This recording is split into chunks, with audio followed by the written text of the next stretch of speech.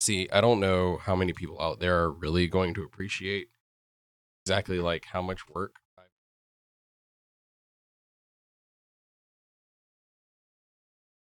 but I don't know if you like anyone out there how much work I've been putting into figuring out like the exact camera angles and how I want the lighting to fall. All right, hey, I want to welcome you all to what I hope of many coming race recon meetings missions. Don't really have the name worked out, but I'm full of energy. It's like 11 o'clock at night, and I figured I just want to get this started, or I'll never do this. So, uh, this is a new week, a brand new week for Forza. Starts on every Tuesday, Wednesday. What are days? I'm coming off of my winter vacation.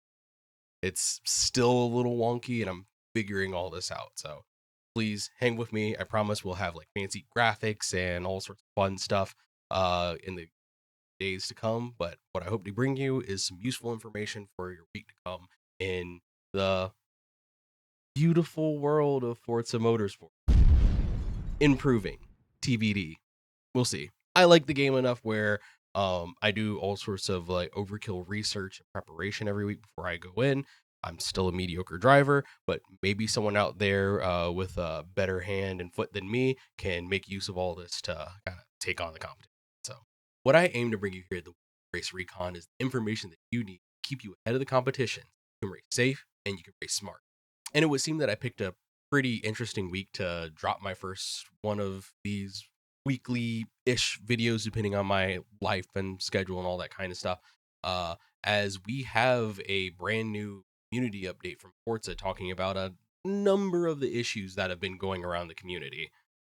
So, reviewing the update that Forza put out, it doesn't seem to be so much a community update as more of a set of New Year's resolution that Forza is putting to in the forward.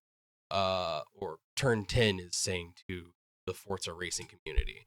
So what we're seeing is them putting out basically a message to attempt to put out some of the fires that have been frankly sweeping through the Forza community at large. Uh, they've been apparently listening to the feedback that a lot of members had, and up first and foremost is their notes on car progression in community or in the game. So, as a lot of people have spilt many digital words and digital ink saying uh, car progression in Forza isn't exactly the most entertaining for many people out there. For me personally, I haven't had the biggest issue with the progression game. I'm a pretty mediocre driver for anyone that's ever caught me stream. I spend a lot of time just trying to get my hands around a car, and by the time I like take a car into rivals, run a few laps, pull it out, make some adjustments, throw it back into rivals, and like try to bank a bunch of time in the car, I have most of my parts unlocked. And then I kind of even do the same thing for doing the career mode progression just to get through those initial levels. I know like some people would say like you shouldn't have to do that, and you're right. Like, if you're not finding the game fun, you're not finding the game fun. And I can understand that I'm in the minority where like this isn't as big of an issue for me. I'm not as much of a person that wants to immediately jump in a car, crank it up to 10 and just throw it on the track and sees what happens. I honestly, if like at level 5, I have the enough points to throw on tires, every like adjustment parameter that I have, I'd be happy. I understand like people want to basically be able to cap the car out in class so that it's able to better take on brackets in open racing, but I don't know.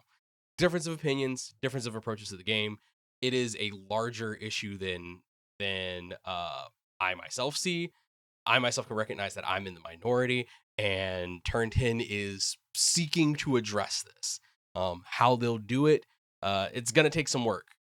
So, as Turn 10 says in their community post, they're going to try to tweak the system to keep the elements that they feel are working and bring in some fresh ideas to get everything to gel more cohesively with how people want to interact with the game. But judging by the community sentiments at large, it doesn't seem that there's a whole lot that's working. So, best of luck to you all. Hope it works out. No, for real. I really hope it works out. I enjoy this game wildly. I need more people and better racing. So moving on from the blazing fire that is the car progression system and onto the simply mildly contained campfire that is the regulations in online racing. Turn 10 is going to be taking another look at their virtual race stewarding system, uh, hopefully to more effectively manage penalties. I've heard some people talk about that the issue isn't necessarily with like putting penalties on racers, and that there's like a larger cultural issue at hand inside of Forza. And it's actually really interesting when you like take a step back and start talking to other gamers about how they look at the racing in the game.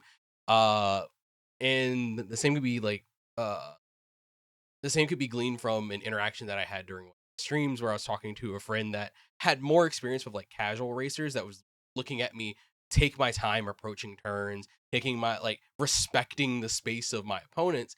And if you're not into the culture of online racing, there's not really any real incentive to teach a person about the etiquette of racing. I definitely think that it would be worthwhile to bring in some sort of teaching system into the game at large. Like, I understand, like, in the career mode that they have the penalty system in the career mode, but in the career mode where you can rewind an incident to get rid of a penalty, drivers that haven't really ingrained that idea into just avoid the penalty are more willing to eat the penalty and just continue driving as if nothing happened. So it'll be interesting. We have to build a more informed community in order to support the type of game that we want. And Turn 10 in turn needs to take some steps to enforce those measures through through the AI stewarding system as well as through training systems in game. But I think we have the starts of something. We have the starts of something that could be very promising, having some real competitive and well managed racing online. And as far as the racing online and training up a community, we then have to talk about the frankly embarrassing AI. The AI isn't exactly the best at providing good competition or good training subjects for those members of the community that may not be confident enough to step into online lobbies or experienced enough to really know and understand the etiquette of racing, the ideas of leaving space, the ideas of how to make a pass without ramming someone off the road. That improving the AI opponents will go a long way to not only improve the enjoyment of experienced drivers and engaging with the career mode to unlock the new cars that are offered there, but it'll also probably help to improve the quality of drivers that we have in the lobbies because the people that are coming to career mode are having their first experiences in a sim light experience where they are driving against pretty trash drivers. The other part of this is the drivatars are partially trained off of driver data, and if drivers don't know how to drive, then maybe it's more of a reflection on the community than we think, but it's not a rewarding experience. So we'll have to something's gonna have to budge somewhere. So with all that said, Turn 10 has their work cut out for them. I'm hoping for the best. I enjoy my time in Forza. I want to kind of cut my teeth more in content creation, doing more stuff in Forza. So I might be coming from a motivated position when I'm saying, hey, I want y'all to fix the game and make it better. No, I don't have as many issues as some people do, but I can still recognize that these glaring issues are driving a big wedge on into the community that is causing the game to suffer. And I want to see the game be a better and more fruitful place. I want to get be a better driver. I want to be more competitive. This is lit in this has lit a spark in me to want to like go deeper into like sim racing, where I've gotten engaged with my local racing community to get into their virtual racing, or want to pursue getting my own wheel and cockpit setup. Uh, More on that in the future. I'm kind of broke. It's after the holiday. We'll see where that goes. But all that said, that's Forza's community update. I'm hoping for the best, but let's just hope for the game to be better than what it is. Moving on from the community news, we're going to take a quick look at the motorsport career. With the new week, we're closing in on the final weeks. Not too sure, they don't have the final countdown up yet, and I don't remember the date. I will probably put that in somewhere in the comments below. Of the British Open Builders Cup and the featured be sure to complete these before the final dates to collect your McLaren and Pagani prize car. And as you can undoubtedly see, I have my own fair bit of grinding I need to make sure I collect on those prizes. In this week, we'll be stepping back into the 60s and 70s to get behind the wheel of some of the impressive machinery in history, some of the true legends, talking about Ford versus Ferrari, Lotus, Porsche, and maybe smaller manufacturers don't really think of the birth of the Le Mans. As a longtime endurance racing fan, this is anytime we get to get behind the wheel of any of these prototype machines, I always jump at it, even if I kind of cringe at the experience I'm going to have when I step into the hobby. But hopefully, with a more tame, high A, mid-ish S-class experience, we'll be seeing some more tame on-track behavior from the peanut gallery we normally get with. I say that as a firm member of the peanut gallery. I'm gonna have to emphasize for a while until y'all know me, come see me race. I'm an all right driver. I'm not great. I have imagination to be a better man than I am. So I look forward to seeing you out there, and I hope you come back to see what I decided this week's feature in Build Labs Kuro.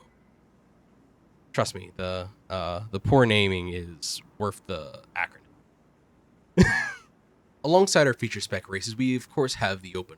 Until we get the information on the upcoming spotlight event, we do know what the open classes will be. We'll have the pleasure of racing in both E and D class.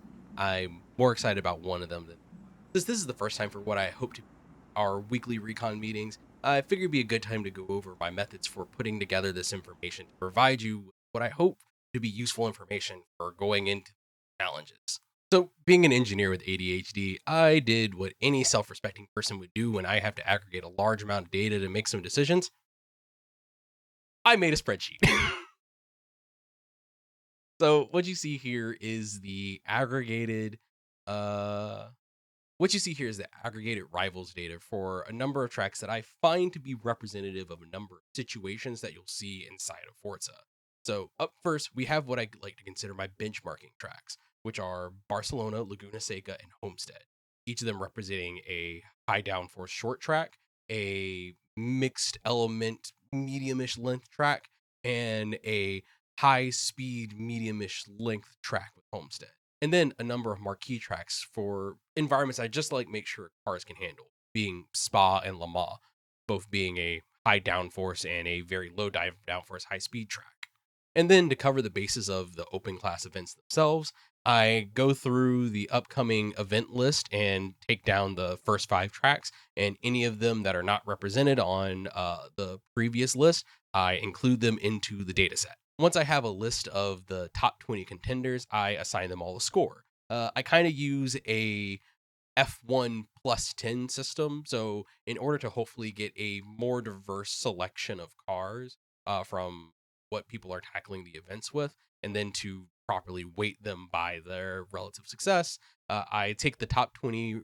I take the top 20 finishers from all of these tracks, pile it into a list, and give them points. So the bottom 10 are assigned 1 point going up 20, with 20 receiving 1 point and 11th place receiving 10 points.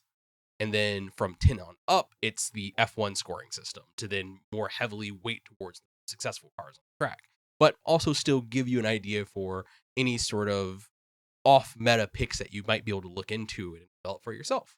So from 10th place on up, it starts off with 11 points and then finalizes with 35 points in first place. After all that information is put into the table, We then sum up all the points that all the cars have from their various track finishes, and then we assign them a total score. And with that total score, we then can assign them a position in, I guess, class effectiveness. I eventually want to get into adding some weighting to add some more emphasis on the events that are actually going to occur in the open class race, because I understand that while the tracks that I select and I prefer may cover a pretty good range of circumstances, leaning on the results that are best proven on the tracks that will be used in the event is more beneficial than leaning on my own preferences, or at least in my opinion. Now, looking at our results for D-Class, surprise, surprise, we're back to the MX-5. So the mix of versatile builds that you can put on this car down in D-Class to it just being an all-around good platform to develop on, the MX-5 by far just cleans up on so many of the lists. With the only place the MX-5 really losing out being high-speed, low downforce tracks, you can probably set it up to take all comers and be in a pretty good situation. But if you have to build something specialized for high speed, I would start looking towards either the Dodge Challenger, Toyota Corolla, or the AMC Rebel 70. But even with those caveats, the MX-5 isn't far behind on any one of those lists. But if you don't want it just to be the MX-5 Cup, take whatever we're on now, you have a few other options that you can look into. A few of the other interesting options that you can bring out into the track to take on the D-Class Challenge are the Toyota Corolla, which made a really good showing for itself out on Homestead, and the AMC Rebel, which somehow just happened to clean up at Le Mans. So, going down the list, you also have the Aston Martin DBS 1967, the Ford Mustang 88, the Dodge Challenger, and the Toyota 2000. Any of those would be fun options to take on the vast field of MX-5s you're undoubtedly getting ready to run into. Best of luck to you, indeed. Me personally, as I want to probably throw something together for my Build Labs Kuro uh, series that I'll be developing, I'll probably be running out an MX-5 myself, unfortunately, so I can kind of set the benchmark for the D-Class and other challenges to come. And going much, much faster, we're going to go on and take a look at our results for P-Class. In P-Class, it seems that people took advantage of that last prototype Class C challenge that we had over in the Spec series and have absolutely just demolished the leaderboards with Porsche 962C. Yep, I did not. And not too far behind it, we also have the Nissan R91CP. So hopefully, if you took part in the last Spec series, you have one of those cars at a very high level, and you can go out there and help clean up the field as well.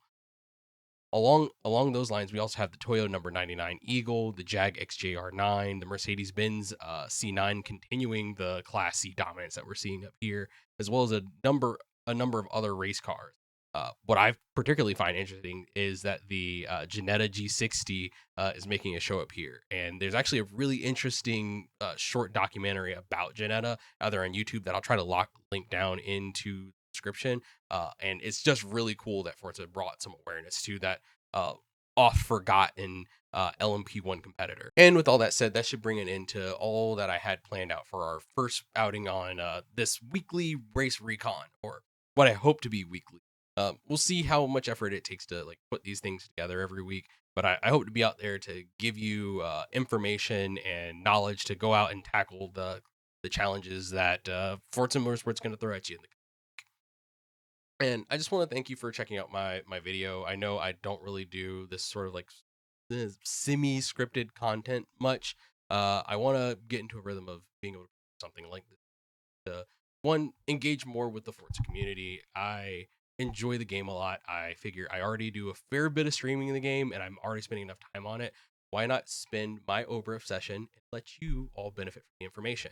On top of that, you'll be able to start seeing my tuning guides, my own tuning information and recon sheets that I'll start putting out as well. If you've been browsing in the tuning boards, I've already started releasing a number of the touring car and GT car tunes that I've been working on as I've been taking a lot of time on vacation. We'll be putting more information out on that as I've kind of drip fed as we've been talking. We have Build Lab Kuro coming. And mostly just because I really, really, really wanted to force the acronym BLK somewhere into my setup so that I can kind of brand them and have them easily identifiable by the community. Hopefully you like them. Hopefully I can talk to people that know more about cars than I do. I am kind of taking Forza tunes as baselines and then building up from them based on like my own personal feelings about how cars are working. And so far, I've had some success. We'll talk about the process in the future. I know a lot of people don't like Forza tune. A lot of people think it's garbage. Personally, find it a useful tool for setting baselines and then developing from them with information I've gathered from other people. But that's a conversation for another day. Just again, thanks for checking me out. I hope you come back. I hope you check out my build guides and other information sheets I put out in the future. And thanks for checking out. Drop me a subscribe and a like if you want, and let's talk in the comments. I've got a Discord as well if you want to join that and yell at me there. And now that I've talked your ear off, I've given you the information you need. Get out there and race safe, race smart. Insert like fancy outro music here in the future whenever I figure out what the fuck that's gonna sound like.